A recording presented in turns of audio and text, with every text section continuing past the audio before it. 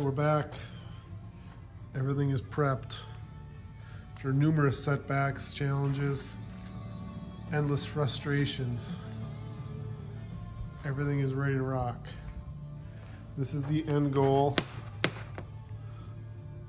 It looks like wood to me. It's with a clear coat of Rust-Oleum shot on there. Just one light coat. This color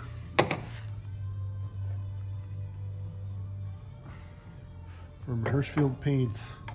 It's almost like a ketchup consistency, or even less, but it's a gel. Now I got a standard 2-inch brush. It's the cheapest brush you can get. When I did this sample piece, I kind of wiped it on and then kind of brushed it off. So again, it's just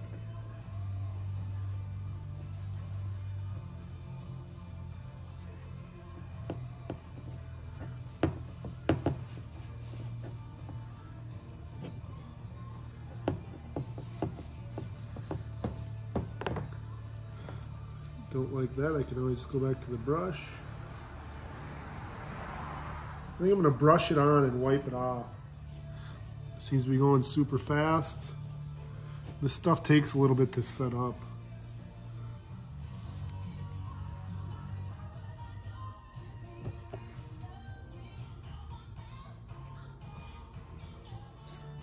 I think the trick is going to be less is more.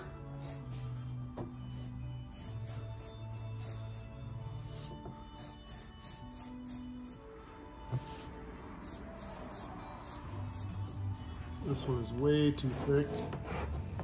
Let's wipe it off.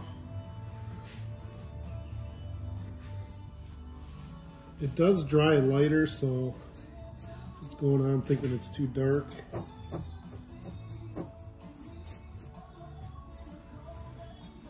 Like I said, this first one was way too thick. All right, it's all wrapped up. Still somewhat pretty tacky. A little darker than I'd probably like, but felt rushed.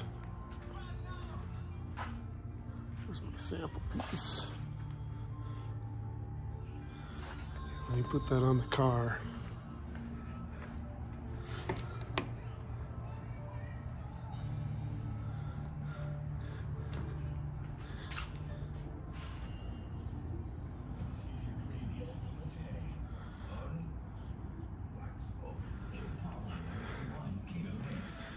Could have probably went a little slower and wiped it off more as I went.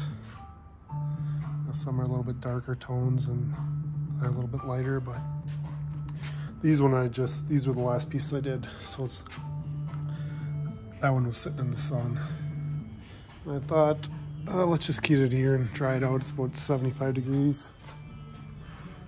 Just let it dry slowly. Definitely it's got a tint of red to it, but it's my final product. Just a quick update on the car.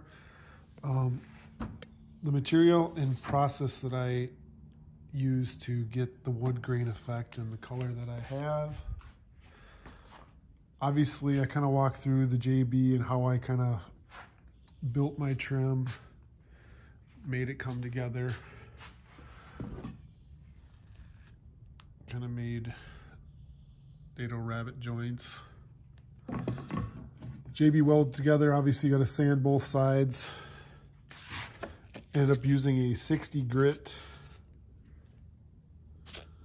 to really gouge and dig in, and that kind of gives you the darker tones. And then after all that sanding, which was quite a bit, I think I went with an ivory silk Rust-Oleum. It's kind of like a base coat or primer. And then I applied this gel stain, which I'm in the process of fixing one of my bolts, because I bolted this in multiple spots, which is something I had to do, I felt, to go around the fender to get these to stick on. And the biggest tip I can give you is, as soon as you get them on the car and bolted, because I bolted it tight to the car, then I JB welded it to the car, the bolts I should say. As soon as that hardens, pull them off and immediately put the bolts back on, because it was weeks upon, I mean, maybe a month before I got to this stage, and just, you know, setting them down, moving them around, getting them caught on stuff, and then not drilling them in deep enough. I had to go back and redo every single one of these. And then I had to go back and refinish in spots. And that's where I'm even still doing now, where I had to JB weld that, countersink it more, almost make like a channel so that the JB weld can have more of a surface area. And I think part of that was because I did not put those nuts on there just to help it hold it in place. So it's, again, just to recap, Rust-Oleum, satin ivory. You can even go with like a heirloom, something a little bit whiter, I think. Instead of more of a yellow, this has kind of got a tint of, you know, like a skin color. I think if you had more of a white, you might get a little bit lighter looking trim. And then the gel stain, which I walked through putting that on. And then just a Rust-Oleum primer, or not primer, but clear. And just kind of hose that down. This one here, I had to replace or sand this whole bottom because I can't remember. I had some kind of reaction where the paint didn't take, or the clear didn't take, and it bubbled it all. Something in the air messed it up, so I had to basically start from right here, which you can see my tape line. And then for whatever reason, I just got crazy on the clear there. So I gotta maybe just scuff that up before you put the clear on. After the gel stain dries completely, then I went and took 220 and just kind of hit the high spots and tried to lighten up the trim itself, which, you know, right here, this is, in my opinion, is almost very similar to the car in the movie. But again, just to recap, get all your JB welds, get all your pieces built, sand them down front and back, scuff up this backside so it's not so shiny, and then use your 60 grit to give it that more of a wood grain look.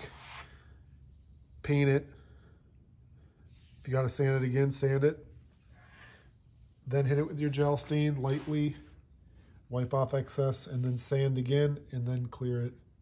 But the biggest tip is make sure, as soon as you get it done on the car, first time JB welding the trim on, put those nuts on there, tighten it up, just so that you don't have any type of issues with it popping. May try put a little bit of heat to it just to kind of get it to kind of round over just a little bit, because they're kind of flat from laying flat forever. I've kind of been having them sit like this just to kind of keep that contour as much as I can. And I don't know what's going to happen if I throw any kind of heat at this. This shit will bubble off, or I don't know. I'm sure it'll not be good because, like I said, this trim has been a battle. Just a never-ending battle. So far, you know, I don't know how long this clear coat's going to last. It's not like it's going to be a daily driver. You know, that's really thick. And then I rolled the dice. I figured, if not now, when? I did throw some heat, and I had my water bucket, just because these pieces are going to need a lot of tweaking. You know, like I said, I've been working at this for over a month. So these panels, picture frames, got beat up pretty good. You know, here's one of my joints. You can see it there. You can, where I didn't get quite enough JB weld in there. That's money, but she got a little crack. Most of them are pretty good. Can't see them. That one's ugly. So Hopefully that the rest of them take the heat and it doesn't bubble the gel stain. What I would do is, if the second you get them pulled off, screw a nut and snug them up. I think just from, you know, kind of not really toss them around, but just that JB Weld does not like to stick to that metal, and not having them countersunk enough. So I had to go back and do every single one, redo them. And I have quite a few of them. I think I have 1, 2, 3, 4, 5 or 6 on each hood emblem. I've got 1, 2, 3, 4, 5 on every fender, and then I was able to get 2 there. Then that's all going to be stuck on with adhesive.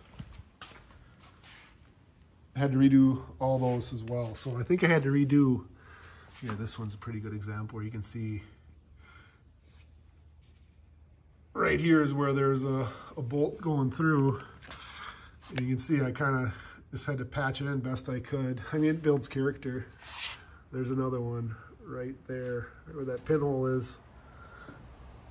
So every one of them had to be redone. Well, here's a good example, one that's popping really bad. That probably wouldn't have needed to be bolted on, but it's just gonna make the installation just super quick. You can see I got my nuts on there that holds that bolt tight. And if I'd have done that from day one, that would have, I think, alleviated a lot of my problems. That and countersinking them a lot deeper than I showed in the previous video. The larger graphic wood is going to be a 3M pre-printed product that I ordered. Should be here on Tuesday, so hopefully that video will be out very soon. That's just straight up wrapping, nothing crazy there. So yeah, that's all I got for you.